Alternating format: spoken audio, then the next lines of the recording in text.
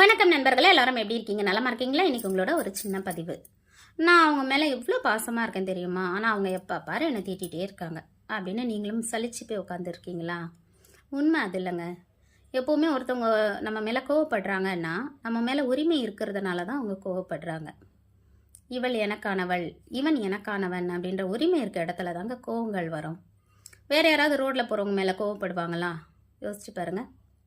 So உங்கள் மேலே உரிமை இருக்கிறதுனால தான் அவங்க வந்து கோவப்படுறாங்க.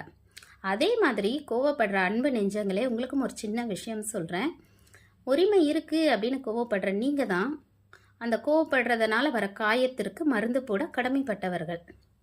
உங்கள் உரிமையை மட்டும் நிலைநாட்டுறீங்க, உங்கள் கடமையை செய்ய மாட்டேன்றீங்களே. ஸோ இனிமேல் வந்து அந்த கோவத்தை கோவப்படுறதுனால வர காயங்களை சரி பண்ணுற கடமையும் உங்களுக்கு இருக்குது. ஸோ அதை எப்போவுமே மறக்காதீங்க அன்பு நெஞ்சங்களே. ஸோ கோபம் வந்துச்சு அப்படின்னா உங்களுக்கு பிடிச்சவங்க மேலே காட்டலாம், தவறில்லை. ஆனால் அதுக்கப்புறம் கொஞ்சம் நீங்கள் செட்டில் ஆனதுக்கப்புறம் கண்டிப்பாக அவங்கள கால் பண்ணி பேசி அவங்கள வந்து சமாதானம் பண்ணிடுங்க.